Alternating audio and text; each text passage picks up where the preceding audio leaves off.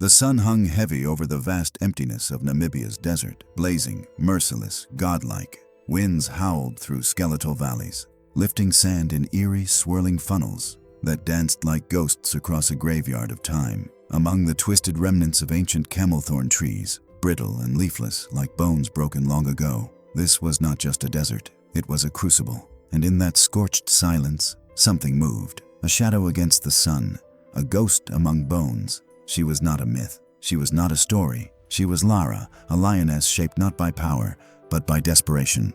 Her ribs pressed hard against her skin, each breath a visible effort. Her coat, once sleek and golden, was now faded and patchy, clinging loosely to a gaunt frame carved by hunger and time. But her eyes, those eyes, still burned. Eyes that had seen cubs born and buried, herds disappear, rivers dry.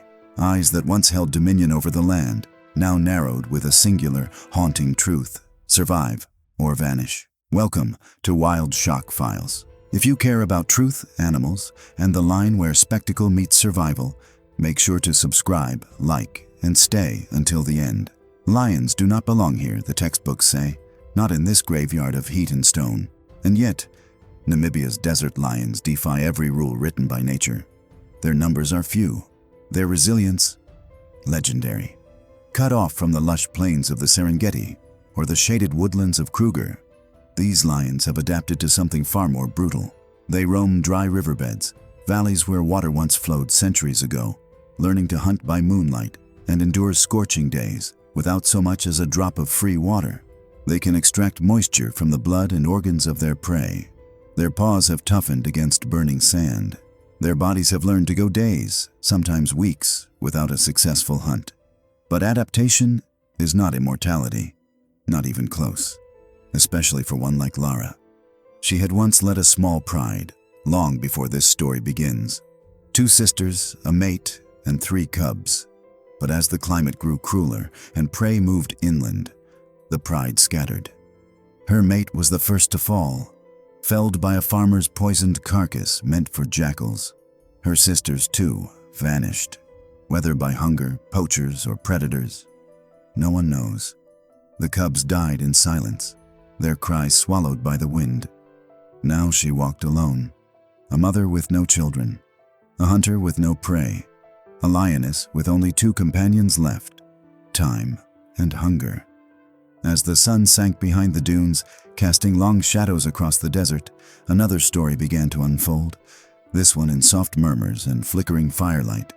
A camp had been set up at the edge of a dry ravine. 4 canvas tents nestled around a crackling fire, their silhouettes etched in orange glow against the encroaching night. Around it sat a group of conservationists. Their eyes were tired, their movements quiet, their voices hushed, not out of fear but respect. For the silence of the desert demands reverence. This was not a tourist group. This was a team with a mission, professionals, warriors of another kind.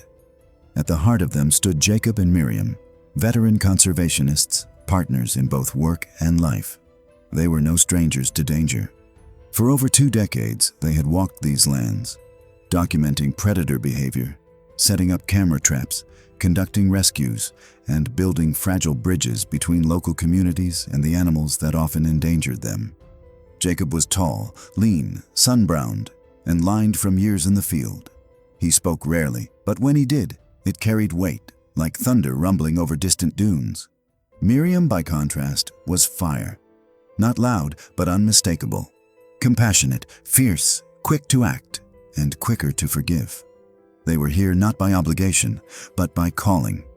Their goal was simple, yet impossible: find Lara. Save her if they could, witness her if they couldn't. They had heard whispers from local trackers, tales of a lioness barely clinging to life, spotted near the lower Ugab River region. They said she was starving. Her tracks were deep and slow. Her presence felt not in roars, but in silence, and the silence was growing louder. Just beyond the edge of their firelight, a predator waited. Lara had smelled them before she saw them: sweat, diesel fuel, the faint metallic scent of canned food, the ancient tang of human skin. She circled wide, hidden in scrub, ears flat, eyes locked. These were not her usual prey, but prey, in any form, was rare now. She hadn't eaten in 5 days. She had stalked a steenbok the morning before, only to collapse from exhaustion before the chase began. Her body was failing, but her instincts were not. Tonight she would wait, watch, learn. The humans were unaware, or perhaps they believed they were safe. But Lara knew better. The fire kept them warm. It did not protect them. A gust of wind carried the sound of laughter. A pot clanged against a metal stove. The scent of cooked beans wafted into the air. Her pupils dilated. Her body tensed. Not now, but soon. Desert nights are colder than most can imagine. The same sun that scorches the flesh by day abandons the land at night, leaving it frozen, breathless. But it was not cold that stirred Miriam from her sleep. It was a sound, not a roar, not a growl. A rustle, soft, deliberate, too heavy for a jackal, too slow for wind. She sat upright, listening. The fire had died to embers. The camp was quiet. Even the stars seemed to hold their breath. She reached for Jacob. He wasn't there. Outside the tent, a figure moved toward the vehicles. Silhouetted briefly in starlight, Jacob. He had never been afraid of the dark. But Miriam's heart raced. Something felt off. She unzipped the flap, and that's when she saw her. Lara, low to the ground, eyes locked on Jacob. Only meters away, the desert had grown too quiet. The distance between predator and prey was a mere breath. Lara didn't charge like the lions you see in documentaries. Those clean, cinematic lunges framed in golden light. This was desperation. This was instinct. This was hunger with claws. Jacob turned too late. A blur of motion exploded from the shadows. In a single heartbeat, Lara was upon him, her full weight driving him backward, her claws lashing into his shoulders, her teeth finding flesh before his scream could even reach the air. It was not a calculated kill.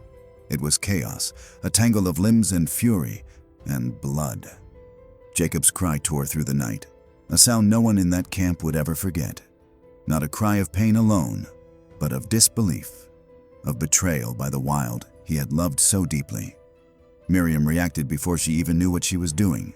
She ran barefoot across the cold sand, her breath caught somewhere between a sob and a scream. Her eyes locked on the scene, her husband, pinned, thrashing, and the emaciated form of a lioness whose bones nearly pierced her own skin. There was no time to grab a weapon, no time to think. She lunged, her hands closed around the thick collar still clinging to Lara's neck, a remnant of a tracking project Jacob himself had once supervised. The irony was cruel. "Let go!" she shouted, her voice raw and wild. She pulled with every ounce of strength in her, not just strength of body, but strength of memory, of love, of life shared under starlit skies and whispered promises in the dark. Lara hesitated, just for a moment, and in that moment, help arrived. The camp erupted. Tents unzipped in frantic motion. Flashlights beamed wildly across the sand. Someone shouted, another tripped and fell. The other conservationists burst from their shelters, grabbing anything within reach. Flashlights, pots, heavy tripods, shovels. One of them fired a flare into the air. The crackling burst of red light startled Lara. She pulled back, snarling. Her muzzle was wet with blood. Miriam, panting, reached Jacob's side. His chest heaved, his eyes fluttered. He was alive, but only just. They formed a half circle around the lioness, yelling, banging metal, throwing sand, anything to drive her back. And slowly, reluctantly, Lara retreated. Not because of fear, but because her body could no longer keep fighting. She vanished into the dark, one ragged step at a time, still watching, always watching. They wrapped Jacob's wounds as best they could, hands shaking, shirts torn into makeshift bandages. His breathing was shallow. His pulse, weak, but he was alive, barely. They loaded him into the back of the Land Cruiser. The nearest medical station was over 80 kilometers away, through terrain that didn't forgive mistakes. Every bump in the road sent fresh waves of pain through Jacob's body. Miriam held his hand the entire way, whispering to him through cracked lips. Stories of their first field assignment, of the lions they had saved, of the day they promised never to leave one another behind. "Stay with me," she said, over and over. "Stay with me." But just before the sky began to lighten, Jacob's grip loosened, and then it was gone. Miriam did not cry at first, not when the medic shook his head, not when the team stood in silence around her, not when the stretcher was loaded into a transport vehicle. She sat by the fire the next night, alone, her face still and empty. She didn't speak. She didn't eat. She just stared at the flames, twin reflections of the fire now burning in her soul. When she finally spoke, it wasn't to blame. It was to forgive. She didn't do this because she wanted to, Miriam said quietly. She did it because she had to. The others were stunned. She was starving. Her instincts took over. She didn't know he was Jacob. She saw food. That's all. There was a long silence. Then she added, "If we kill every animal that lashes out in desperation, we're not conserving the wild. We're erasing it." Word of Jacob's death spread quickly. News outlets picked up the story. Conservation blogs buzzed. The public was divided. Some hailed him a hero. Others called for immediate removal of the lioness. And then came the second attack. Less than 2 weeks after Jacob's death, a young man on a photographic safari pitched his tent in a designated wilderness zone along the same dry riverbed. He had heard about the lioness, but believed the danger had passed. He was wrong. In the dead of night, a claw tore through his tent wall. Flesh split, blood sprayed. He screamed as Lara dragged him halfway out of the canvas. His guides responded in seconds, flashing lights, sounding horns, firing a warning shot into the air. Lara fled again, but not before leaving behind a deep gash down the man's shoulder and a growing fear across the region. This time, authorities acted swiftly. A formal order was issued. Lara was to be euthanized. Miriam fought it. She pleaded with wildlife officials, conservation organizations, even the government itself. "She is not a monster," she said. "She is a symptom." But Lara's fate had already been sealed. She was tracked by GPS, the same collar Jacob had helped secure. And when the moment came, she was darted by helicopter, brought down softly on the sand that had sustained and starved her for so many years. She died quietly, beneath a pale sun, surrounded by strangers. No roar, no drama, just silence. The same silence she had once hunted through. Jacob's funeral was small, intentional, a circle of those who understood the truth, that this wasn't about a man versus a lion, but about the fragile line between love for the wild and the wild's indifference. Miriam emerged from the ashes not just as a grieving widow, but as a symbol. She launched the Jacob Fund for Coexistence, aimed at addressing the root causes of human-animal conflict: resource scarcity, climate stress, lack of buffer zones, and insufficient funding for rapid response teams. Her story reached far beyond Namibia. It was picked up by international news outlets, interviews, documentaries, panels. But through it all, she never spoke of Lara with bitterness. "She was trying to live," she said once on national television. "That's all any of us are doing." Lara's death did not end the conversation. If anything, it lit a fire beneath it. Across Namibia, and then across southern Africa, the story of Jacob, Miriam, and the lioness spread like wildfire. It was no longer just a wildlife tragedy. It was a cultural flashpoint, a referendum on how close we are willing to live to the edge of the wild, and what sacrifices we are prepared to make to preserve it. Some were furious at the delay in euthanizing Lara, calling it a dangerous failure of leadership. "She should have been put down after the first attack," wrote one Namibian editorialist. "Human lives must come first." Others took a different view. "Lara didn't fail the system," another wrote. "The system failed her." In the villages bordering the desert, families were torn between sympathy and fear. Many knew Jacob personally, respected him, remembered his help during droughts and wildlife raids, but they also feared for their children, for their livestock. The reality was simple and brutal. A hungry lion doesn't distinguish between wild and domestic, between antelope and sleeping man. The debate grew louder. Then came the questions, uncomfortable ones. Namibia is one of the few countries in the world with wildlife conservation written into its constitution.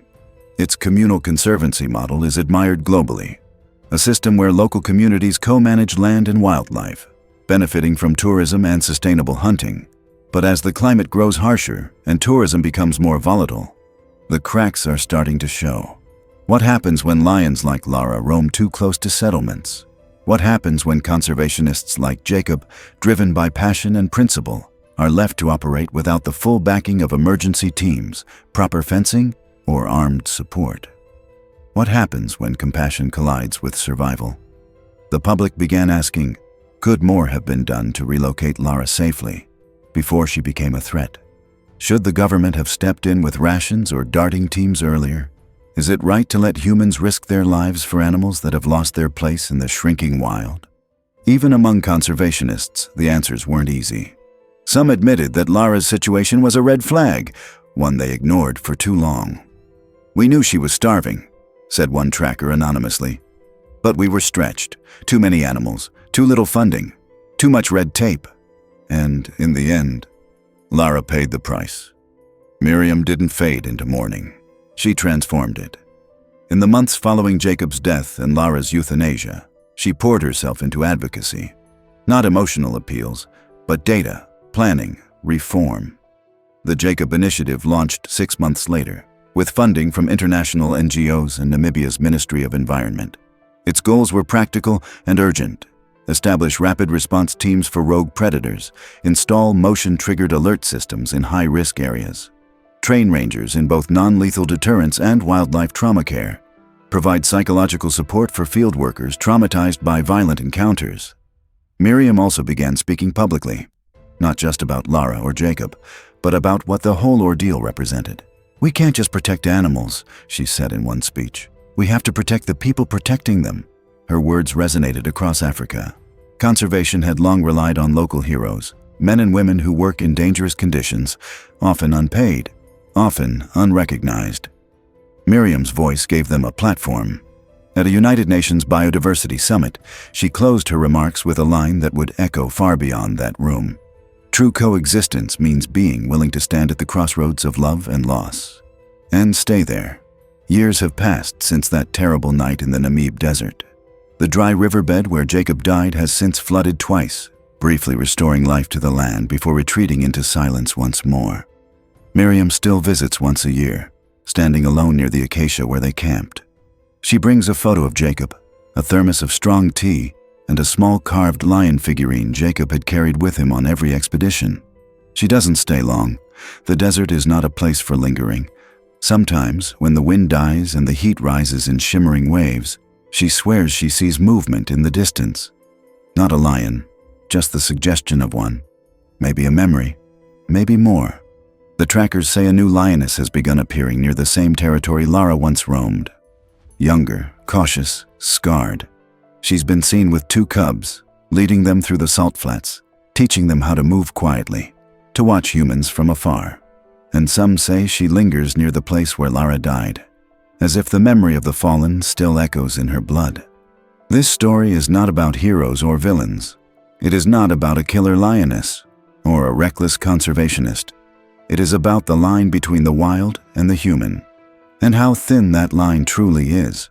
It is about desperation, hunger, fear, and the extraordinary fragile courage it takes to care deeply in a world that is neither fair nor safe. Lara didn't choose her hunger. Jacob didn't choose to die, but both lived and acted with the instincts they were given. And perhaps that's the point. In the end, wildness is not something to be tamed. It's something to be respected, watched, protected, not because it's safe, but because it's real. As long as there are deserts and lions, as long as there are people willing to walk into the wild with open eyes and open hearts, there will be stories like this. Raw, uncomfortable, necessary. Thank you for watching Wild Shock Files. Subscribe for more stories that reveal the untamed truth behind the animals we think we understand.